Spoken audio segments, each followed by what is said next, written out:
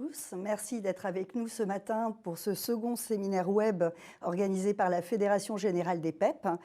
Vous savez, en tout cas pour un bon nombre d'entre vous, je pense que vous savez comment ça va se passer. Votre écran est certainement séparé en 3 parties. La première dédiée au direct, la seconde partie dédiée au PowerPoint que nous vous enverrons dès la fin de ce séminaire. Enfin, la partie dédiée aux questions que nous recevons en direct et auxquelles nous allons essayer de répondre. Je dis nous allons essayer car vous êtes plus de 80 personnes connectées et selon la quantité et le détail nécessitant la réponse à ces questions, nous verrons à y répondre ce matin ou à y répondre dans un second temps par écrit. Ce matin, nous sommes ensemble pour parler du programme Europe de la Fédération Générale des PEP, un programme Europe qui est pour la première fois inscrit dans notre projet fédéral 2017-2022. Ce programme donc, est initié ce matin et verra dès la fin 2018 un certain nombre d'actions d'accompagnement s'enchaîner. Dès la semaine prochaine, le comité de pilotage Europe tiendra sa première réunion le 17 octobre. Puis, nous aurons une journée animée par l'agence Erasmus+, le 7 novembre à la Fédération Générale des PEP. Et nous aurons également à la Fédération, le 4 décembre, une journée de formation dédiée au fonds FSE. Mais ce matin, nous sommes réunis pour comprendre, avoir une base commune de compréhension de l'Europe, des fonds européens. Et nous avons le plaisir d'accueillir Madame Anne Roessard, qui nous a rejoints. Et au nom de notre président Jean-Pierre Villain et de notre directrice générale, Madame Agnès Battiani, c'est un plaisir de vous accueillir et nous vous remercions de votre concours à notre programme. Madame Roessard, vous êtes consultante en fonds européens parce que vous avez été pendant plus de 20 ans à la fois gestionnaire de fonds et gestionnaire de projets. Et je vais vous laisser la parole puisque vous allez ce matin nous aider à comprendre le fonctionnement de l'Union européenne et comment dans nos territoires nous pouvons donc trouver dans les fonds européens des appuis à nos projets. Merci pour l'invitation. Et effectivement, je vais essayer de vous faire un peu mieux comprendre ces fameux fonds européens qui ne sont pas si compliqués que ça, je tiens à le dire. C'est comme n'importe quel outil, une fois qu'on connaît, on peut y accéder. Un petit mot peut-être pour compléter ma présentation. Donc effectivement, j'ai travaillé sur les questions européennes depuis mes études, puisque je suis diplômée en affaires européennes de Sciences Po Strasbourg. Et ensuite, j'ai passé 15 ans à la région Alsace, où j'ai d'abord été gestionnaire de fonds européens pendant 8 ans. J'ai géré un programme au nom de la Commission européenne, qui était donc délégué en gestion à la région, qui était sur la coopération transfrontalière dans la vallée du Rhin supérieur, donc un programme franco-germano-suisse. Donc là, j'ai aidé les porteurs de projets à monter leur dossier et à obtenir leurs subventions et ensuite à obtenir leurs fonds. Et au bout de ces 8 ans passés à donner de l'argent, j'ai changé de côté. Je suis passée de l'autre côté, du côté obscur de la force, on va dire. Je suis passée de l'autre côté de la barrière puisque je suis devenue moi-même porteur de projet, toujours à la région, mais donc en changeant de service. Et j'ai aidé cette fois mes collègues des autres services de la région à monter des dossiers, à obtenir des financements européens. Alors cette fois, tous fonds confondus. Donc ça a élargi mon panel de connaissances sur les fonds de l'Union européenne. Et ça, j'ai encore fait pendant presque 8 ans aussi. Et en fin 2015, j'ai quitté la région, après donc presque 15 ans, pour créer mon entreprise de conseil et de formation sur ces sujets. Voilà. C'est dans ce cadre-là que vous avez rencontré, que nous nous sommes rencontrés et que vous avez connu le service FASPEP. Tout à fait, tout à fait. Donc effectivement, ce matin, on va essayer de donner des clés de compréhension sur ces programmes de financement de l'Union européenne. Je précise tout de suite qu'effectivement, on va essayer de répondre aux questions au fil de l'eau. Si jamais il y avait vraiment beaucoup de questions, j'ai mis d'office mon adresse mail sur le PowerPoint. Donc, il ne faut pas hésiter à me contacter après la vidéo. J'aime toujours beaucoup répondre aux questions. Ça me permet de me plonger dans des choses très concrètes, alors qu'en formation, par définition, on est sur des choses un tout petit peu plus théoriques et un peu plus globales, on va dire.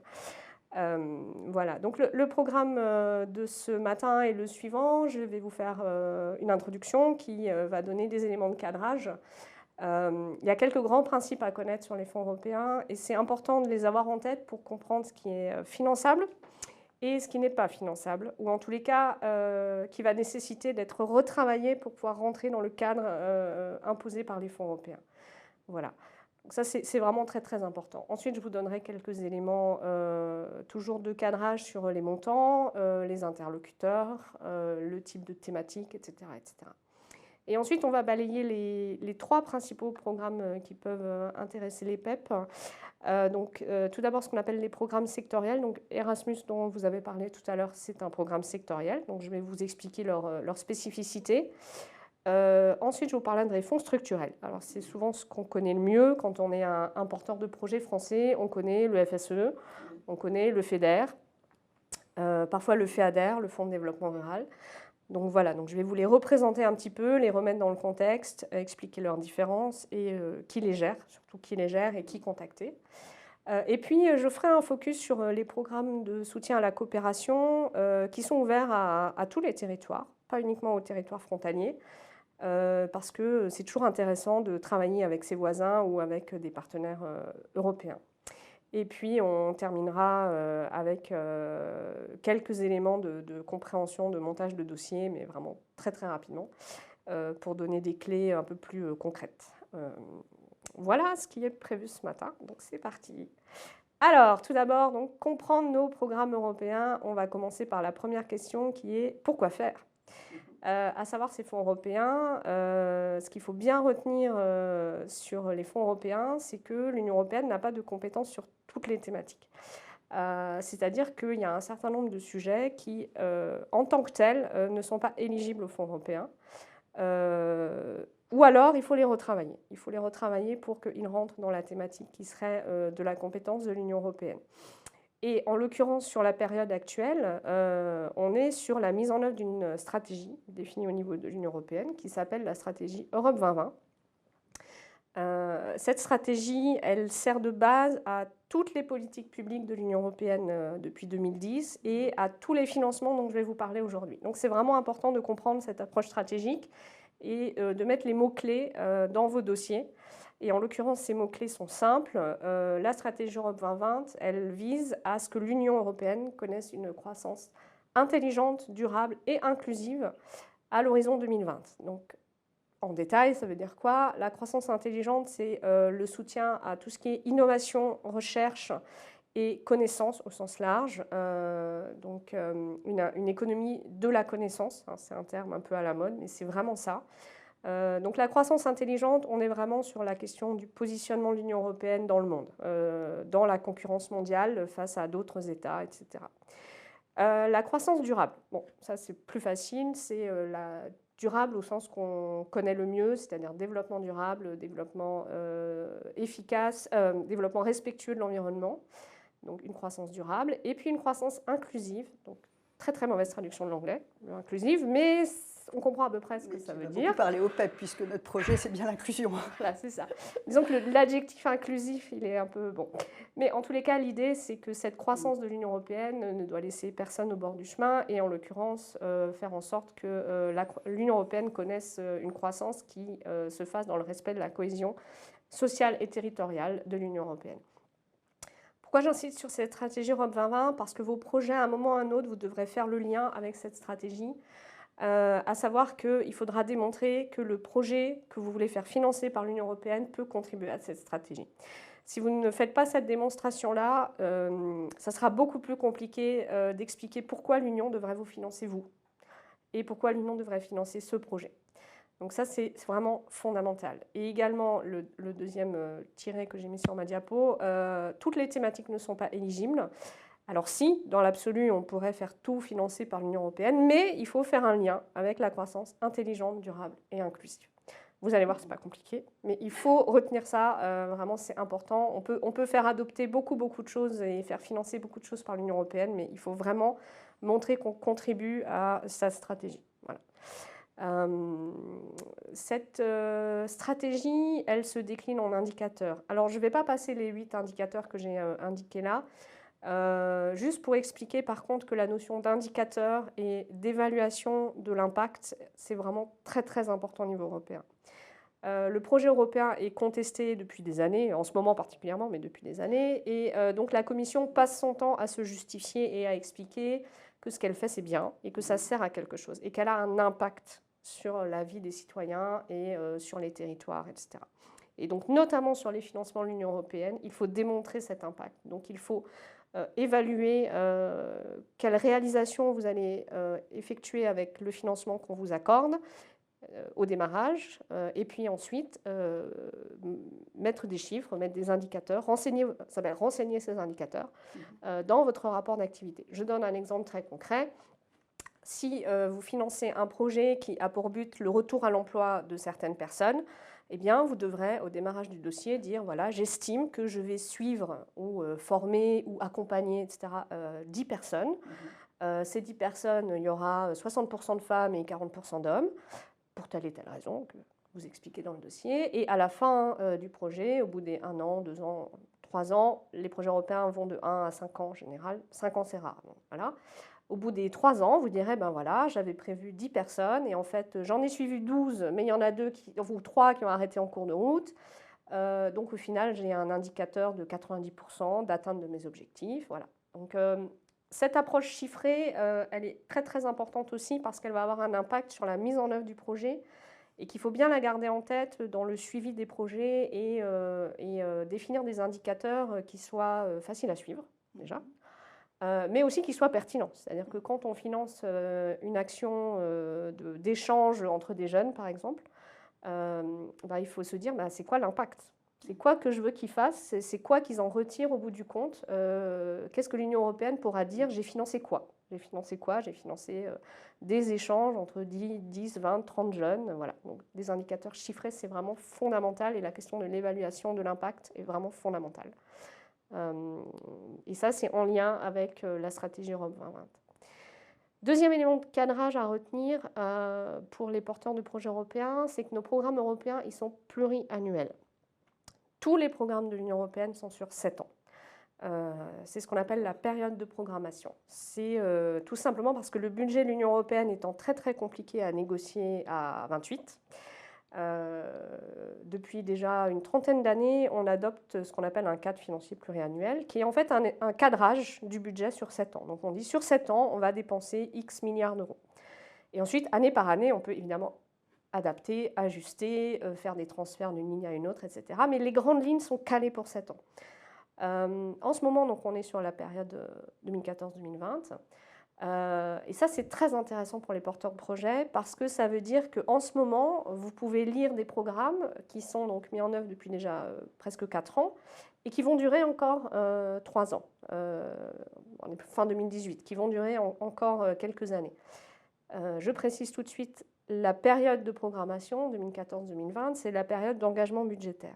Ensuite, vous avez 3 ans pour réaliser vos projets, c'est-à-dire qu'on peut adopter des projets. Vous pouvez déposer des projets jusqu'en fin 2020 et ensuite, vous pouvez les réaliser jusqu'à fin 2023. Voilà, donc ça, c'est vraiment un élément également important à comprendre. Ça a un point fort, c'est qu'effectivement, on peut se préparer tranquillement, on sait que ça ne va pas changer d'une année à l'autre, etc. Par contre, bien évidemment, plus on attend dans la période de programmation, et moins il reste d'argent. Ce qui est logique. J'allais vous demander. Alors, il y a des tactiques en la matière. Parfois, il reste un tout petit bout en fin de période de programmation. Donc, ça peut être bien de se présenter en fin de période parce que du coup, on a ce qu'on appelle les queues de programme. Bon. Mais en tous les cas, il ne faut pas trop tarder sur la période actuelle.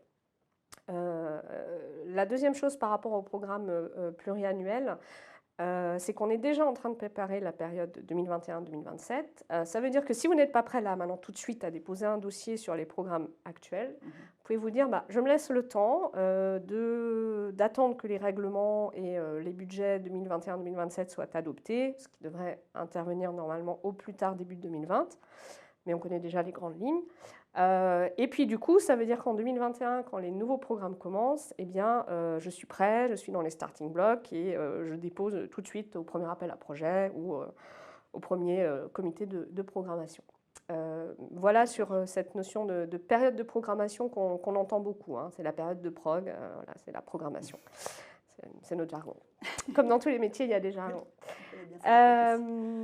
Alors, notre budget de l'Union européenne, il s'élève, retenez pas les chiffres, en gros, le budget de l'Union européenne sur 7 ans pour 28 États membres s'élève à peu près à 1 000 milliards d'euros. Comme je dis toujours, on n'est pas à 2-3 milliards près, à peu près 1 000 milliards d'euros. Alors, ça peut paraître beaucoup. En même temps, j'ai fait un petit calcul très théorique sur mon petit tableau qui est en gros, si je divise 1000 par 7 ans et par 28 États membres, ça fait 5 milliards d'euros par an par État membre. C'est purement théorique parce que ce n'est pas comme ça que les fonds sont répartis. Ça n'est pas un bête calcul mathématique. C'est juste pour illustrer que ces fonds européens, et c'est ça que je veux surtout démontrer, c'est des montants importants, mais ça n'est pas, comme disait un de mes directeurs, ça n'est pas l'alpha et l'oméga des finances publiques. C'est-à-dire qu'il ne faut pas se focaliser que sur ça. Et surtout, ce que je dis toujours quand j'accompagne des collectivités locales notamment, les fonds européens ne viendront pas compenser la baisse des dotations de l'État. Ça, c'est clair et net. C'est-à-dire que vous pouvez dégager des financements complémentaires avec ces fonds européens, mais il ne faut pas espérer financer ce que finançait avant l'État, le tout venant, le fonctionnement, etc. Je dis l'État ou les collectivités. Voilà, donc ça ne veut pas dire qu'il n'y a rien à faire. Je ne veux surtout pas vous décourager de faire quelque chose. Je veux juste dire qu'il faut être bien conscient que ça fait partie d'une stratégie globale de financement qui va des financements publics classiques aux fonds européens en passant par du mécénat, en passant par... voilà, il y a plein de façons aujourd'hui de faire du financement et les fonds européens sont une parmi d'autres. Surtout si on regarde en termes de comparaison notre fameux budget d'à peu près 1000 milliards d'euros. En comparaison avec les autres budgets, on voit bien que par exemple le budget européen, donc pour l'ensemble de l'Union européenne sur une année qui est 2018, il est 3 fois plus petit que le seul budget français, de l'État français. Donc c'est des fonds importants. On ne va pas cracher dessus, c'est clair, mais ça n'est pas avec ça que vous financerez tout, et c'est normal, parce que l'Union n'est pas là pour prendre la place des États membres, elle est là pour apporter une valeur ajoutée européenne. Cette notion de valeur ajoutée, elle est vraiment fondamentale, c'est aussi ce qu'il faudra démontrer, quelle est la valeur ajoutée européenne de mon projet, et ça se retrouve dans le budget, c'est-à-dire c'est des choses en plus. Mais je pense que c'est tout à fait comme ça que nous le comprenons dans le programme qui vient nouvellement abonder notre développement. Super. Alors, nos fameux 1000 milliards, ils financent quoi maintenant? En détail. Qu'est-ce qui est financé par l'Union européenne? Eh bien, là, je vous ai mis les évolutions donc, sur les 30 dernières années. La PAC, qui est une des politiques européennes les plus connues, reste un montant très très important. Alors, elle descend depuis 30 ans régulièrement parce qu'elle a tout simplement atteint ses objectifs. Parce que la PAC était là pour nourrir les Européens dans les années 50 et nous ne sommes pas morts de faim. Donc merci la PAC. Elle a même été confrontée à des surproductions parce qu'elle a tellement bien marché qu'on a trop produit. Et donc la PAC en montant absolu diminue. Ça ne veut pas dire qu'il n'y a pas de politique agricole commune dans le sens où il n'y a pas d'encadrement communautaire de l'agriculture, mais par contre la partie subvention diminue. Le deuxième poste sur 30 ans qui monte fortement et qui aujourd'hui est plutôt stable, c'est ce qu'on appelle la cohésion. La politique de cohésion, c'est nos fameux fonds structurels qu'on connaît mieux, donc le FEDER, le FSE. Ils sont là, ils sont dans la cohésion économique, sociale et territoriale. Donc cette cohésion, elle est là en fait pour compenser l'approche libérale de l'Union européenne, c'est-à-dire que l'Union européenne, elle est là pour créer le marché unique. C'est un des principes de base de l'Union européenne, c'est ouvrir les marchés, avec l'idée que quand on ouvre le marché, on augmente la concurrence, on fait baisser les prix, on augmente la qualité. Bon, ça se discute, mais c'est la théorie de base. Voilà. Je ne prendrai pas position sur le sujet, mais c'est la théorie de base. Sauf que du coup, quand on ouvre le marché à la concurrence, bien évidemment, les territoires ou les populations ou les organismes qui auraient éventuellement des handicaps structurels ou des retards structurels ne sont pas armés pour faire face à la concurrence. Donc cette politique de cohésion, elle est là pour ça. Elle est là pour contrebalancer l'ouverture du marché en aidant les territoires à compenser leur handicap structurel. Typiquement, ça va être par exemple dans les États membres qui sont plutôt vers l'Est, ça va être de financer les infrastructures de base, les routes, les stations d'épuration. Voilà, ça a été un très très gros morceau en Roumanie, en Bulgarie, en Pologne depuis 10 ans, mais parce qu'il n'y avait rien. Soyons clairs. Donc ils avaient un vrai handicap structurel. Dans nos pays un peu plus développés, le handicap structurel, il est par exemple sur le maintien d'un taux de chômage très élevé en France. Donc la cohésion, elle est là pour faire en sorte que ces populations qui sont éloignées du marché de l'emploi, ce qui pèse sur la croissance du pays, puissent bénéficier de fonds européens pour des formations, des retours à l'emploi, etc. Donc ça, c'est notre deuxième grande politique de l'Union européenne sur nos 1 000 milliards d'euros. Et ensuite, vous avez la ligne verte qui s'appelle autres programmes. Et donc, ces autres programmes, eh bien, ce sont nos fameux programmes sectoriels. Donc, Erasmus, qui est le plus connu, le plus connu par les citoyens. Mais il y a également d'autres programmes sectoriels dont j'aimerais vous parler, qui sont très intéressants à connaître, qui ne sont pas très compliqués et qui permettent de bien rentrer dans les fonds européens. Donc, je vais vous en parler un petit peu après. Vous voyez qu'ils ont tendance à augmenter. Dans cette ligne verte, là, autres programmes, vous trouverez par exemple les programmes de soutien à la recherche, développement, innovation. Vous vous souvenez, croissance intelligente, donc bien évidemment, tous les programmes de soutien aux chercheurs, aux startups, aux universités, etc. sont là-dedans. Voilà. Et puis la ligne administration qui est stable. Donc ça, c'est ce que financent nos 1 000 milliards d'euros à peu près, répartis donc en 4 grandes catégories. Très concrètement, ensuite, comment est-ce que ces fonds européens sont distribués? Donc, comment on y accède, comment on les touche. D'abord, j'aimerais attirer l'attention sur un sujet qui est la question de la subvention européenne. Elle peut être calculée de plein de façons différentes. C'est-à-dire, ça n'est pas uniquement je vous donne 50% de financement, ce qui serait un taux de cofinancement. Vous avez une dépense à 100 euros. Voilà, je sais pas, vous formez des personnes en retour à l'emploi.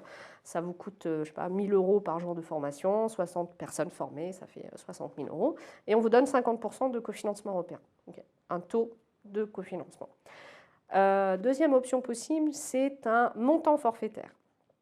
Donc là, ça veut dire qu'on ne va pas partir de vos dépenses réelles. C'est pour ça que j'insiste là-dessus. On va partir de ce que vous avez planifié au démarrage. Vous dites, voilà, je vais faire une mobilité Erasmus. Donc je vais envoyer en Erasmus 10 administrateurs des PEP pour aller voir ce qui se passe ailleurs en Europe sur la thématique de l'éducation populaire. Voilà. Cas typique de ce qu'on peut financer avec un Erasmus. Eh bien, j'envoie 10 personnes qui partent de France pour aller en Pologne. Donc, j'ai un forfait qui est de X euros, 400 euros par jour par personne, parce qu'ils vont en Pologne. Donc, c'est des forfaits par pays en général. Ça vaut beaucoup sur Erasmus. Et ça vous donne un forfait. Là, l'intérêt de cette approche-là, c'est qu'on ne va pas regarder si effectivement vous avez dépensé 4 000 euros pour vos 10 personnes par jour. On va regarder si vous avez bien eu 10 personnes qui sont allées en Pologne. Et on va vous verser vos 4 000 euros. Si vous en avez dépensé 5 000, bah, dommage. Si vous en avez dépensé 3 800, bah, tant mieux. Voilà. Ce qui compte, c'est le résultat. Donc, on a défini un résultat et on vous verse un montant forfaitaire pour ce résultat. Cette approche-là, elle vaut beaucoup pour les Erasmus et puis quelques autres programmes, mais surtout Erasmus. Donc, c'est pour ça que j'en parle. Troisième option, le taux forfaitaire. Alors là, le taux forfaitaire, c'est principalement sur les frais généraux, les coûts indirects. On estime qu'une structure, quand elle participe à un projet européen, elle a à peu près 15% de ses frais de personnel qui correspondent à ses frais généraux. Le téléphone, le café, les photocopies, les impressions, le serveur numérique, etc. etc. Toutes ces dépenses-là, du coup, n'ont pas besoin d'être justifiées à l'euro près. Vous justifiez vos frais de personnel et en fonction de ça, vous touchez vos 15%. Donc, ce qu'on va regarder, c'est, on le définit au démarrage, évidemment, dans votre demande de subvention. Et puis, on regarde si vous avez justifié, je sais pas, 100 000 euros de frais de personnel sur 3 ans. C'est à peu près le coût qu'on pourrait estimer sur de la gestion un peu complexe. 100 000 euros sur 3 ans, eh bien on dit vous allez toucher 15 000 euros de frais généraux. Donc en fait un budget à 115 000 euros si on n'avait que ces deux lignes-là de dépenses, ce qui bien sûr ne sera pas le cas, mais voilà, juste pour simplifier. Pourquoi j'insiste là-dessus? C'est parce que vous verrez que très très souvent dans les fonds européens, en fait, vous allez mixer ces différentes options. C'est-à-dire dans vos budgets, quand vous allez déposer vos dossiers, on va vous demander par exemple de dire quels sont vos frais de personnel réels. Ça c'est le cas le plus fréquent. Donc vous dites, ben, j'ai un chargé de mission à temps plein, brut chargé par an, il me coûte je sais pas, 50 000 euros, c'est à peu près ça avec les charges, etc. Je rajoute, ça c'est les frais réels. Ensuite vous dites, je vais faire 3 réunions de comité de pilotage avec mes partenaires européens, donc j'estime que chaque réunion va me coûter 3 000 euros de déplacement, d'hôtel, voilà, ok. Et puis, donc ça ce sera un montant forfaitaire. Et puis, on vous rajoutera les 15% de frais généraux sur votre coût de frais de personnel. Et c'est comme ça qu'on arrive à un total de dépenses éligibles sur lesquelles on va vous verser une subvention qui sera elle-même calculée, soit effectivement sur un taux de cofinancement par rapport à ce montant de dépenses, soit un forfait par rapport à ce montant de dépenses. Voilà. Donc, je tenais à insister là-dessus parce que très, très souvent aujourd'hui, c'est comme ça. Donc, c'est un peu complexe à comprendre la première fois parce qu'on se dit, ah ok, je ne dois pas présenter mon estimatif. Ce n'est pas un budget, quoi. Ce n'est pas un budget où je dis, je vais dépenser concrètement tant et tant d'argent. C'est un projet. Et dans ce projet, il y a des dépenses réelles, il y a des dépenses forfaitaires, il y a des dépenses indirectes. Enfin, voilà. Donc, il faut raisonner en mode projet et se dire, sur mon projet, quelles sont mes dépenses, y compris indirectes, y compris forfaitaires, etc. Et comment je fais en sorte de les justifier ensuite pour toucher cet argent-là. Voilà, donc ça, c'est sur la partie modalité, très, très... Alors, j'en profite pour dire, quand on fait des fonds européens, c'est bien si on maîtrise un tout petit peu Excel et les tableurs. Voilà, au moins la fonction addition et pourcentage, c'est bien, c'est très utile. c'est un peu, voilà, c'est un peu la base de la compétence des projets européens. Il faut maîtriser un peu Excel, c'est toujours mieux. Donc on était rentré dans le concret. Concrètement, toujours, à qui s'adresser? Qui gère les fonds de l'Union européenne et qui sont vos interlocuteurs? Donc là, il faut bien comprendre que la Commission, on dit toujours, je vais demander des fonds à la Commission. Alors, la Commission en elle-même, elle ne gère qu'un quart de son budget en direct. Majoritairement les programmes sectoriels. Donc votre Erasmus, vous allez effectivement le demander à la Commission. Alors, pas tout à fait non plus, parce que Erasmus étant un très gros programme, il y a des agences, qu'on appelle une agence, qui fait le job pour la Commission, parce que la Commission, ils n'y arriveraient pas sinon. Mais en tous les cas, ce qu'il faut bien comprendre, c'est qu'effectivement, l'interlocuteur va être de niveau européen, et vous allez monter un dossier de type européen avec des partenaires européens. C'est nos fameux programmes sectoriels. Il y a une deuxième grosse partie du budget, qui correspond à 3/4 du budget, qui est déléguée. La Commission délègue la gestion aux États membres. Donc, dans ces 3/4 de budget, il y a la PAC. La PAC est déléguée aux États membres, donc toutes les aides directes aux agriculteurs sont déléguées aux États membres. Et il y a notre politique de cohésion, donc FEDER, FSE, FEADER, Interreg, dont je vais vous parler après. Ça veut dire que votre interlocuteur sur les programmes fonds structurels, ça sera un interlocuteur local. C'est-à-dire que quand je dis délégué aux États membres, ça ne veut pas dire délégué à l'État. Ça veut dire que c'est géré au niveau national. Et selon les programmes, vous aurez un interlocuteur à la région, un interlocuteur à la directe pour le FSE, un interlocuteur dans un département éventuellement. Voilà. Donc ça, c'est de la gestion, ce qu'on appelle la gestion partagée. Ça vous dit qui sont vos interlocuteurs. Ça vous dit également une deuxième chose, ça vous explique cet élément-là, pourquoi sur les fonds structurels, donc FEDER, FSE, FEADER et Interreg, il y a plus de contrôle. Parce que tout simplement, la Commission délègue les 3/4 de son budget. Donc, quand on délègue, on contrôle. C'est le principe de base du management, de tout, de n'importe quoi. Quand je délègue, je contrôle. Ça veut dire que quand elle gère en direct, elle sait ce qu'elle fait. Elle gère en direct, donc voilà, donc elle contrôle en direct. Quand elle délègue, eh bien, le gestionnaire contrôle et la Commission contrôle le contrôleur, en gros, le gestionnaire. Donc sur les fonds structurels, ce qu'on entend souvent, c'est que c'est très lourd en termes de contrôle, mais c'est normal. Parce que c'est simplement, ce sont des fonds qui sont délégués en gestion, donc c'est normal qu'ils soient contrôlés. Donc voilà, vos interlocuteurs seront donc soit de niveau européen, soit de niveau national. Et un dernier élément de compréhension globale du sujet, c'est la question du partenariat. Alors là, on rentre dans le sujet qui fait peur à tous les Français. Il faut que je coopère avec des étrangers en anglais. Oui, si on veut faire un certain nombre de programmes européens, il faut parler anglais. Alors, je vous rassure tout de suite, c'est de l'anglais européen, c'est pas Oxford. Et puis surtout, quand après on discute avec des Hongrois, des Grecs, des Espagnols, on se dit qu'en fait, on parle très très bien anglais. Oui, voilà. Non. Alors après, quand on est avec des Danois, tout de suite, c'est plus compliqué parce qu'ils ont un très très bon niveau d'anglais, mais ils sont très très compréhensifs sur notre capacité anglophone en France. Donc, ils trouvent ça tellement mignon, notre accent. Non, juste pour revenir sérieux, effectivement, tous les programmes qui sont en partenariat imposent un travail en anglais. y compris si vous coopérez par exemple avec des Belges qui sont francophones. Les dossiers sont déposés en anglais. Pourquoi? Parce que tout simplement, ils sont évalués par des évaluateurs qui peuvent être non francophones, qui peuvent être des Allemands, qui peuvent être des Grecs, qui peuvent être des Lituaniens, voilà. Et donc, il faut que tous les projets soient écrits en anglais pour qu'ils puissent être évalués par des évaluateurs indépendants et que tous puissent être évalués sur la même base parce qu'on est sur une base concurrentielle européenne. Donc, tous les programmes sectoriels, l'Erasmus, Europe pour les citoyens dont je vais vous parler après, sont évalués sur une base européenne, donc avec des critères, etc. Donc, il faut que ce soit en anglais. Et le partenariat dans ces programmes-là est obligatoire.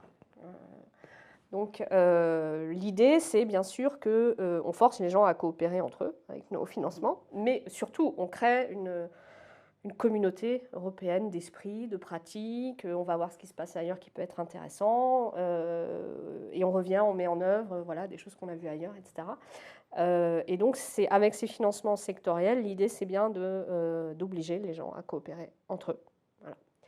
Ensuite, vous avez un deuxième type de projet qui sont les projets dans lesquels vous n'avez pas de partenariat étranger obligatoire, et ce sont nos fameux fonds structurels. Donc, FEDER, FSE, FEADER. Pourquoi? Eh bien parce que ces projets ayant pour objectif de faire du rattrapage structurel des territoires, par définition, ce sont des projets locaux. On est sur du développement local. Alors, sur du FEDER, on va être du financement d'investissement, d'infrastructures, des équipements de recherche, de l'efficacité énergétique, enfin voilà. Mais en local. On n'a pas besoin de coopérer avec d'autres territoires pour financer de l'efficacité énergétique, par exemple. Sur du FSE, on va être sur le soutien aux demandeurs d'emploi, l'employabilité, grand mot à la mode, l'employabilité. Donc pareil, l'idée c'est que les gens accèdent à un emploi sur le territoire, et sur le FEADER, on est sur le développement rural, donc même principe que le FEDER. La seule exception sur les fonds structurels, c'est bien évidemment les programmes de soutien à la coopération qui s'appellent les programmes Interreg, puisque par définition, quand je coopère avec quelqu'un d'autre. Donc là, la coopération, le partenariat sera obligatoire.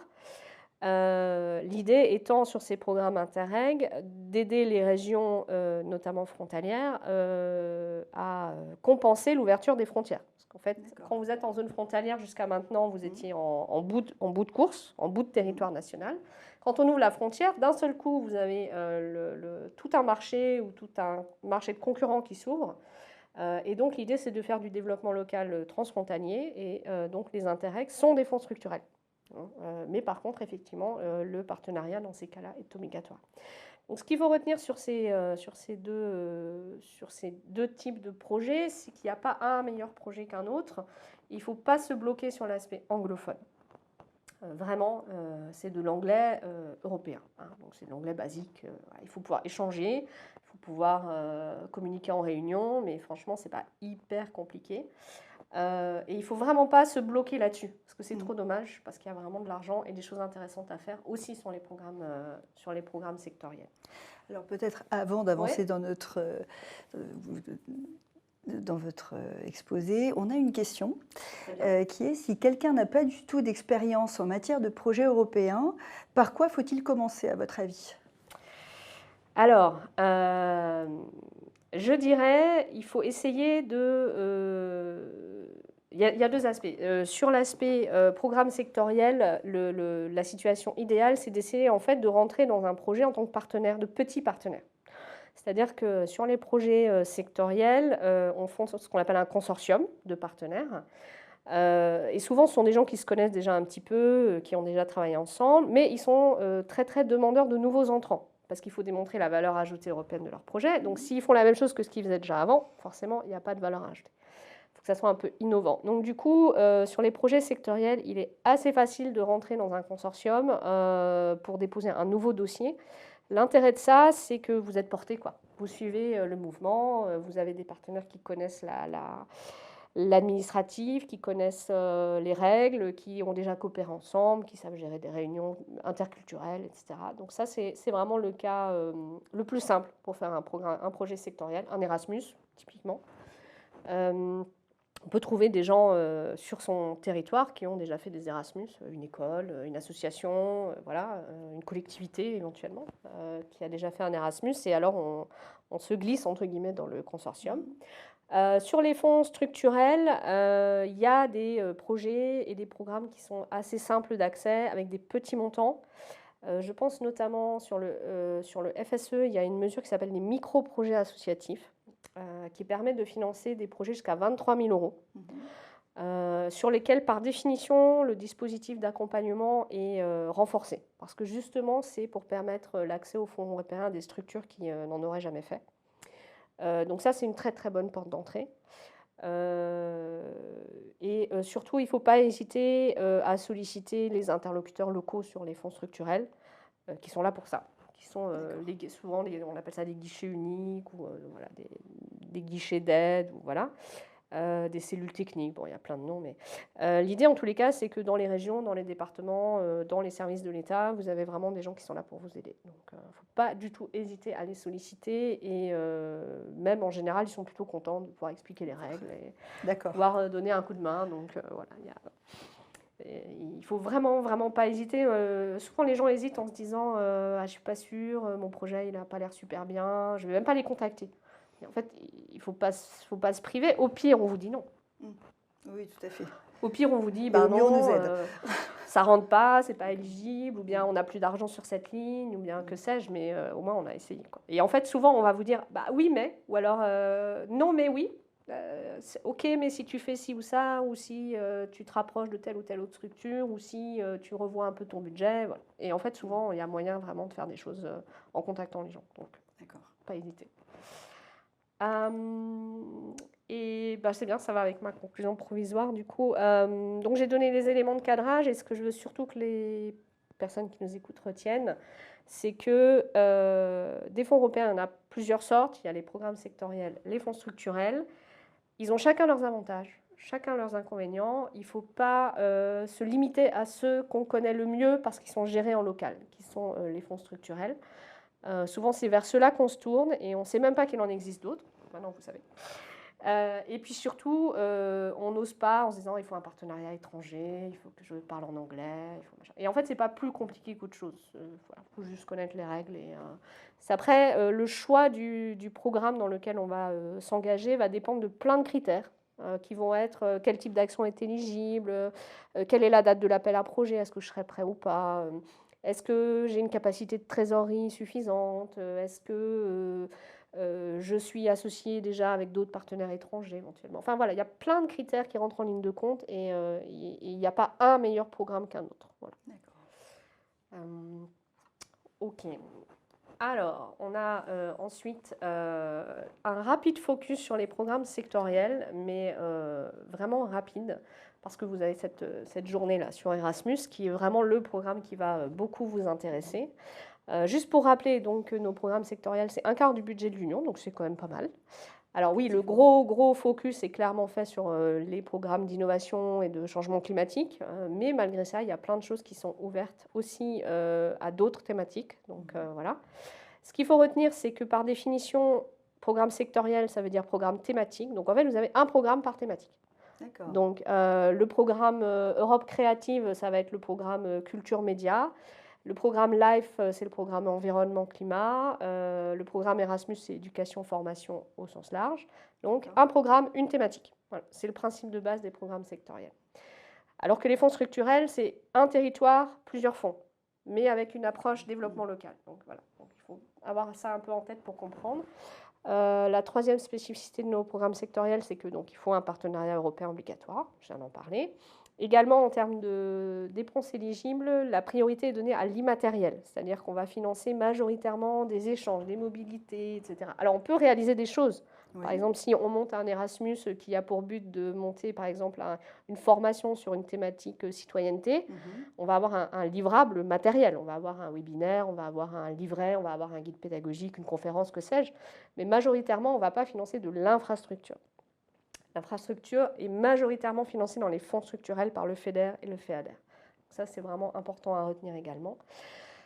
Autre élément, c'est évidemment, comme on est sélectionné au niveau européen, il y a une forte concurrence. Donc, il faut avoir des bons projets. Bon projet. Voilà, vraiment démontrer la valeur ajoutée de son projet par rapport aux autres. Bien se lire les critères de sélection et essayer d'y répondre. Voilà, c'est toujours très très bien écrit. On va prendre, c'est un peu comme un appel d'offres, quoi, hein. On va prendre tel et tel type de projet qui vont produire tel et tel type de résultat.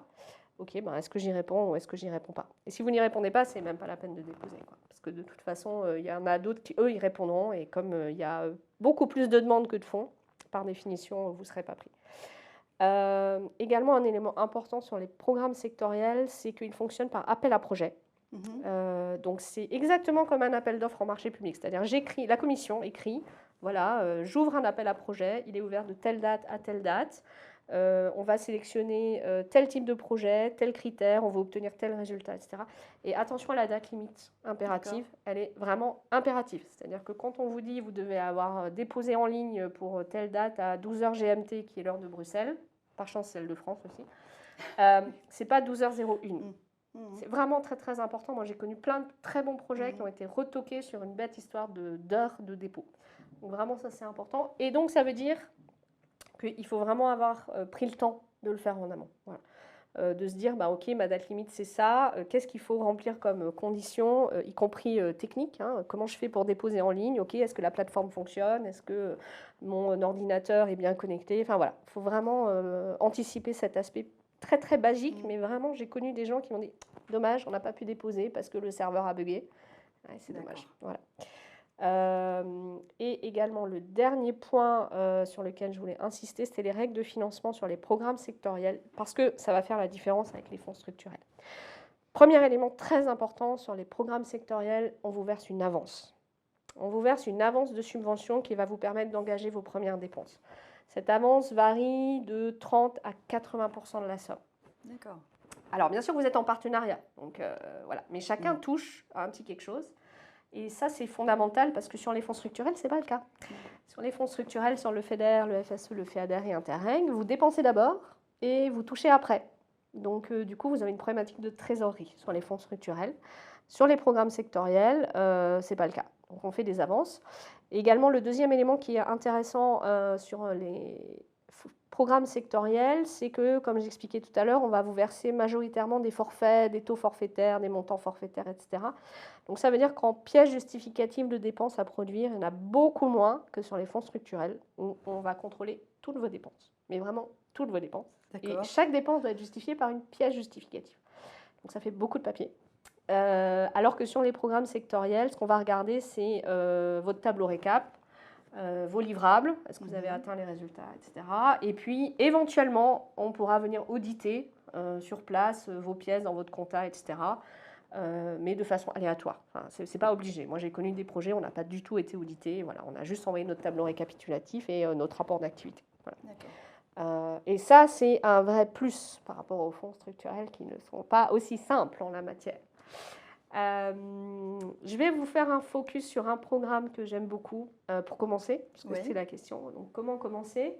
Eh bien, ce programme-là, il est idéal parce qu'il est assez simple d'accès et en plus, je pense qu'il correspond tout pile à vos thématiques d'intervention. Donc, c'est pour ça que j'ai choisi celui-là. Il s'appelle Europe pour les citoyens.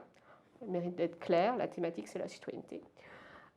Donc, l'objectif, c'est rapprocher l'union des citoyens. Et dans ce programme, il y a deux volets. D'une part, on va financer des projets sur le volet qui s'appelle Mémoire. Donc, mieux comprendre l'Union, son histoire, sa diversité. Donc, ce volet-là, je vais passer dessus parce qu'il est assez restreint en termes de montant financier et il n'est pas forcément celui qui peut vous intéresser le plus. Je vais faire un focus sur le volet 2 qui s'appelle Engagement démocratique et participation civique. Je vais vous rentrer en détail. Donc, dans le programme Europe pour les citoyens, on va financer des jumelages de villes. Donc là, c'est du basique de chez basique. On finance des rencontres entre villes jumelles.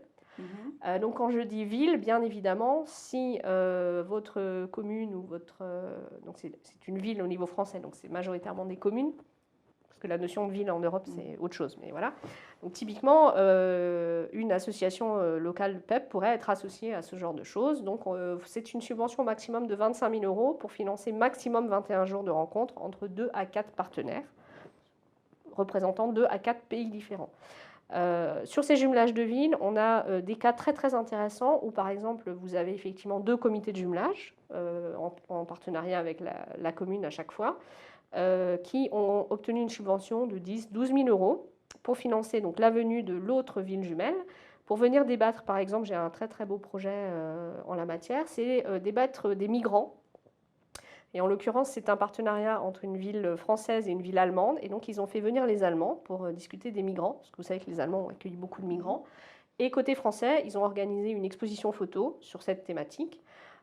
Et puis un débat avec la préfecture, etc., sur qu'est-ce que c'est qu'un migrant, comment on fait pour les accueillir en France, quelles sont les problématiques rencontrées, etc. Donc là, on est sur du jumelage tout à fait standard, mais sur une thématique européenne. C'est pour ça qu'ils ont eu la subvention. Après, derrière, on finance du déplacement, hein. Enfin, voilà, du déplacement, du repas, de l'hôtel, basique.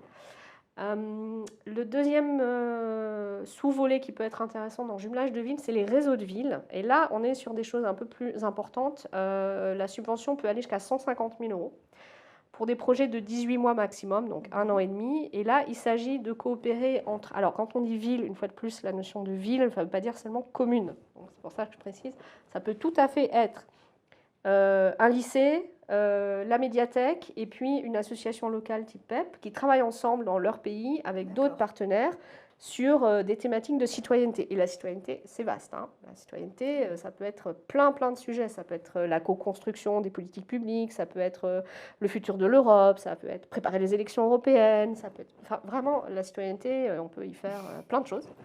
Non, mais on peut parler changement climatique quand on parle de citoyenneté, par exemple. Comment est-ce que le citoyen est impliqué dans le changement climatique ou pas? Et qu'est-ce qu'on peut y faire? Enfin, voilà. Donc, réseau de villes, ce sont des projets intéressants parce que vraiment, la citoyenneté, ça permet de couvrir énormément de thématiques. Alors, on finance des échanges pour produire des livrables qui vont être une conférence commune, ou bien chacun fait une conférence chez lui et ensuite il se retrouve pour comparer les résultats, par exemple. Ça peut être des guides en ligne, ça peut être des kits pédagogiques, ça peut être une expo qui va tourner. Enfin, voilà. C'est assez vaste comme sujet finançable et c'est sur 1 an et demi maximum. Et le troisième volet qui peut encore plus vous intéresser, donc on est en croissant de 1 à 3, c'est ce qu'on appelle les projets de la société civile. Donc là, les partenariats sont un peu plus importants. On peut monter jusqu'à une dizaine de partenaires. Hein. Là, j'ai mis les moyennes. 7 à 10 pays, 7 à 10 partenaires. 150 000 euros maximum pour 18 mois maximum de réalisation de projet. Et là, c'est encore plus vaste. C'est-à-dire que projet de la société civile, par définition, c'est tout le monde. Voilà. Donc, on a par exemple sur ce volet-là un projet qui a été mené en France qui a rassemblé une dizaine de partenaires en Europe, dont 3 Français, qui ont travaillé sur la question des minorités. Donc, notamment à Marseille, la minorité comorienne, en Roumanie, la minorité tzigane, en Grèce, la minorité albanaise, etc. Chacun a travaillé dans son pays sur c'est quoi une minorité, comment elle est vue, comment elle est perçue. Ils ont fait des micro-trottoirs, ils ont fait voilà. Ensuite, chacun a travaillé sur qu'est-ce qu'on peut en faire de ces éléments qu'on a fait, des constats, et qu'est-ce qui se passe ailleurs. Donc, ensuite, ils ont comparé. Ok, alors chez vous, il y a telle problématique. Ah bah chez nous, on n'a pas celle-là, mais par contre, nous, on en a une autre. Voilà, ok, quelle solution on pourrait apporter à ça, etc. Et au bout des 18 mois, ils ont produit une sorte de guide pratique de comment traiter la question de la minorité dans les pays européens. Voilà. Sujet très d'actualité. Hein. Si vous mettez le mot migrant dans vos dossiers, c'est bien. On doit pouvoir, au PEP, on doit pouvoir. Ouais, voilà, c'est ça, c'est bien. Nous avons 2 questions, peut-être. Oui. Je vous dis les 2, je ne sais pas si vous répondrez maintenant aux 2. On en a une qui est: quel est le site des appels d'offres de l'Union européenne? Et la deuxième question est: vous nous avez présenté les fonds européens 2014-2020, mais nous sommes déjà fin 2018. Est-ce que l'on connaît déjà la suite, donc les programmes à partir de 2021? Alors, sur la dernière question, je répondrai après. Et sur la première question, ce qui était sur les appels d'offres, malheureusement, il n'y a pas un site unique. Alors, sur le site de la Commission européenne, c'est quand même mieux fait qu'à une certaine époque. On peut trouver des infos. Mais malheureusement, effectivement, il n'y a pas un site unique, mais tout simplement parce qu'en fait, étant des programmes sectoriels, chaque thématique est traitée par une direction générale, donc une sorte de ministère à la Commission différent. Et du coup, ils font les choses un peu indépendamment. Hein. C'est comme chez nous, les ministères, ils ne se concertent pas forcément pour publier leurs appels à projets. Sur les fonds structurels, je vais vous en parler après d'ailleurs. Sur les fonds structurels, dans chaque territoire, vous avez un site qui s'appelle Europe en Nouvelle-Aquitaine, Europe en Alsace, Europe en Île-de-France, etc. Et sur ce site-là, vous avez la totalité des fonds structurels sur le territoire, avec les contacts, les montants, les fiches projets, voilà, tout ça. On a une autre question sur les fonds structurels qui vient d'apparaître. Dans les fonds structurels, est-ce que je peux trouver des fonds pour maintenir la vie et les services en milieu rural sur quel type d'activité ou de projet? Alors oui, tout à fait. C'est même. Du coup, j'avance. J'avance un petit peu et en fait, les questions rurales sont traitées par le FEADER, qui est le Fonds européen de développement rural. Et le FEADER, il est justement là pour maintenir la vie dans le milieu rural, donc ça tombe bien. Le FEADER finance énormément d'activités, ça peut être par exemple de la rénovation de gîtes de tourisme, c'est financé par du FEADER, ça peut être toutes les questions d'animation des bourgs, des centres-bourgs, voilà, pour parler en franco-français. Ça peut être les problématiques de commerce local, soutien à l'ouverture d'une boulangerie, d'une épicerie, voilà, tout ça peut être fait avec du FEADER. Donc le FEADER, c'est des plutôt petits montants, donc on ne va pas financer toute une rénovation de ville, par exemple, avec ça. On ne va pas financer de la fibre numérique, on ne va pas financer tout ça. Ça, on le fera plutôt avec du FEDER. Mais par contre, le FEADER, il est vraiment là pour l'aspect développement de la vie en milieu rural. Après, il y a des mesures dans le FEADER qui sont plus dédiées aux agriculteurs sous leur rôle d'acteurs du milieu rural, donc ça, je mets de côté. Mais il y a clairement des actions sur ces thématiques-là, les services et la vie en milieu rural, oui, tout à fait. D'accord. Je termine du coup avec mes FESI. Donc nos fameux fonds structurels, donc les FESI c'est leur petit nom européen, mais dites fonds structurels ça ira très bien. Juste pour vous rappeler que leur finalité c'est le développement local, c'est-à-dire qu'on est bien là pour aider les territoires à se développer de façon harmonieuse dans l'ensemble de l'Union européenne. Et donc notamment notre fameux FEDER, Fonds européen de développement régional, il a été créé avec l'entrée de l'Irlande en 1973 et la crise économique aussi, pour accompagner d'une part l'Irlande, qui était un pays très très en retard de développement dans les années 70, dans son développement pour rattraper le reste du territoire européen de l'époque, et la crise des années 70, ce qui a mis en difficulté certaines régions industrielles classiques qu'il fallait accompagner dans leur transition économique. Donc ça, c'était le FEDER. Et aujourd'hui, on se retrouve en fait avec 5 fonds structurels, qui sont donc le Fonds européen de développement régional, qui finance donc la coopération avec Interreg, le Fonds social européen. Alors vous allez me dire en quoi est-ce un fonds structurel? Bien, il s'agit de financer les transitions du marché de l'emploi pour accompagner les transitions industrielles, économiques, etc. Donc, voilà. Donc le Fonds social européen est un fonds structurel, il agit sur la structure du marché de l'emploi. Emploi au sens large, employabilité, on va dire. Et ensuite, donc, le FEADER, le Fonds européen pour le développement rural, qui est venu se rajouter, on va dire, au FEDER et au FSE, pour faire ce qu'on appelle aujourd'hui la politique de cohésion. Voilà. Donc, dans le FEADER, notamment, il y a une sous-mesure qui s'appelle LEADER, qui est souvent plus connue d'ailleurs que le FEADER, mais qui est financée par le FEADER, qui finance directement ces fameuses actions de développement rural. Et l'intérêt de LEADER, c'est qu'ils sont mis en œuvre sur les territoires par une communauté de communes, un pays, un parc naturel régional, etc., par délégation de gestion de l'autorité de gestion régionale, qui est donc la région sur le FEADER. Voilà. Donc ça, c'est intéressant à connaître. Donc LEADER, ce sont les liaisons entre actions de développement de l'économie rurale. Ça veut dire quelque chose. Voilà. Je vous ai mis quelques exemples, donc c'est des liens cliquables, donc vous pourrez aller voir. J'ai essayé de choisir des choses qui m'ont semblé correspondre à vos activités. Donc par exemple, avec du Fonds social européen, on a financé une école de conduite pour les personnes très en difficulté, en partant du principe qu'apprendre à conduire quand on a déjà plein d'autres problèmes par ailleurs, c'est compliqué. Je ne parle pas uniquement de la question du financement, mais voilà, il y a besoin de plus d'heures, il y a besoin d'un accompagnement renforcé. Donc le FSE, là, a une valeur ajoutée parce qu'il finance ce surcoût qui est lié au fait de passer son permis de conduire.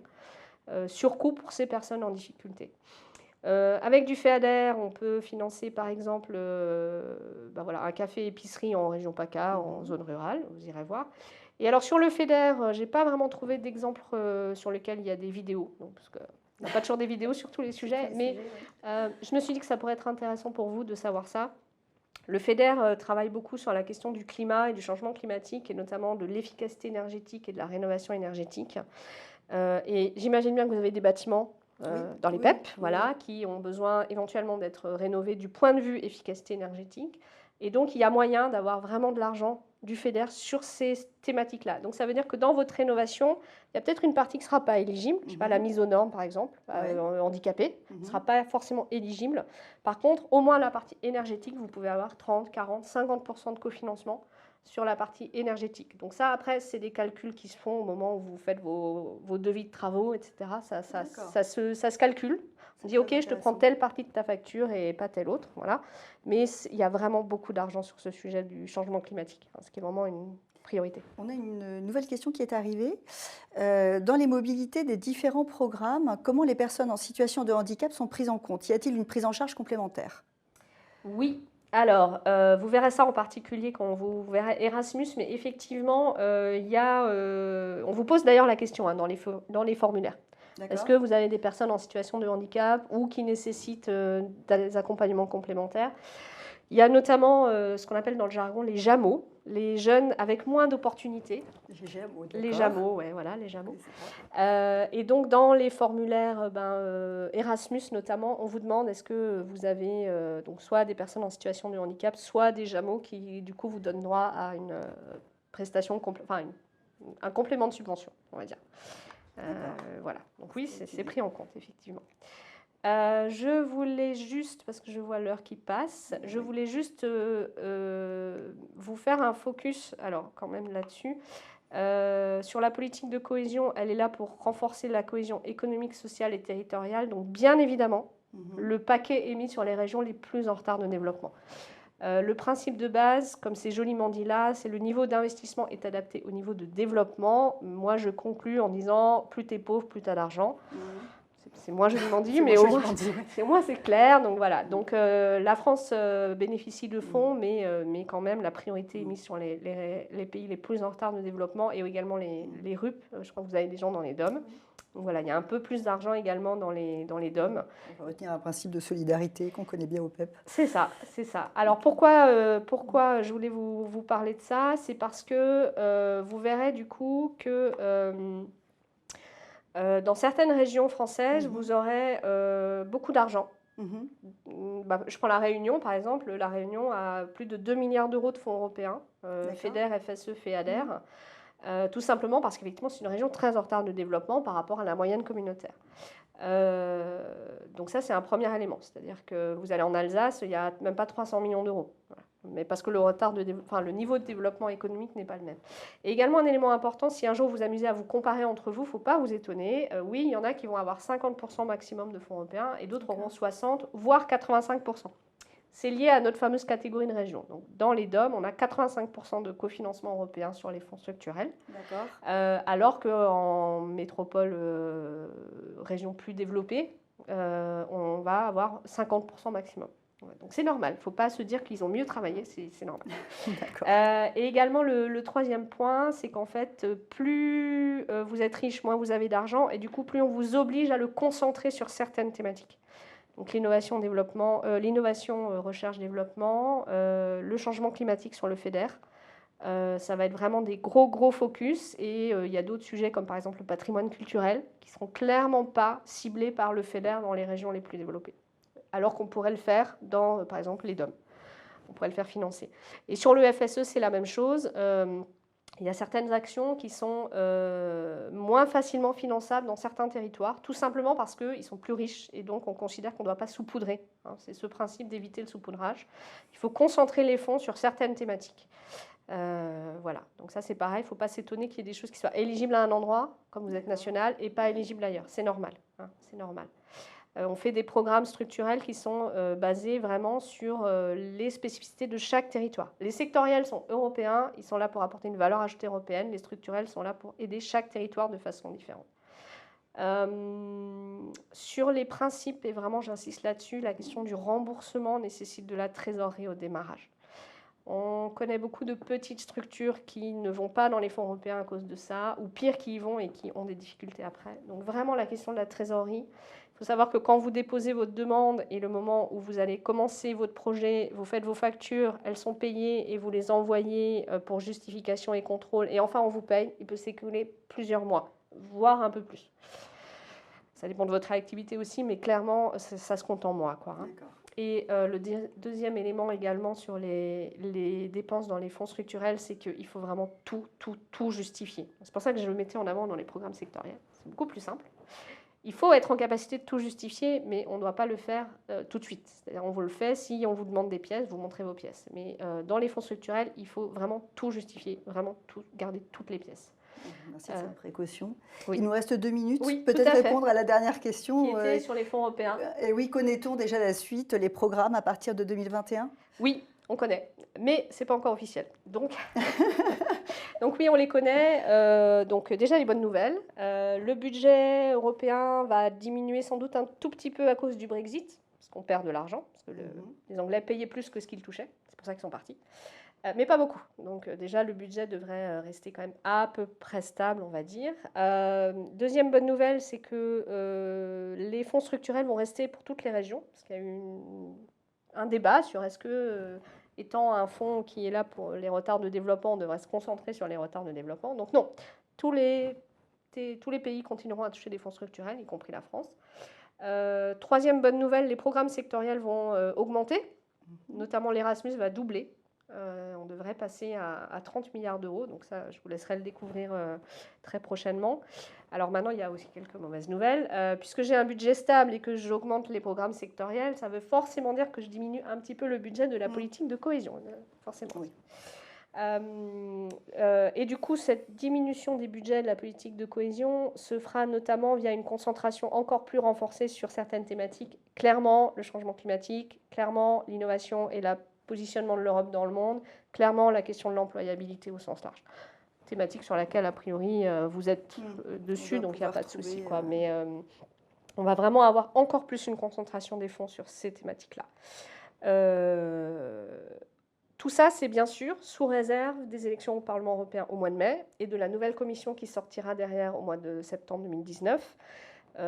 Donc on verra. Si les gens votent contre le projet européen au mois de mai, le budget sera sans doute complètement différent de ce que je viens de vous dire. On verra. Écoutez, merci beaucoup, Madame Bressard, de votre intervention ce matin qui nous a bien éclairés. Vous pourrez retrouver cette intervention à convenance pendant 6 mois. Là, d'ici quelques minutes, va vous parvenir un lien, le lien dit de replay, qui vous permettra soit de le transférer, soit de regarder en totalité ou par élément du sommaire qui a été présenté ce matin. Bonne journée à tous. Merci.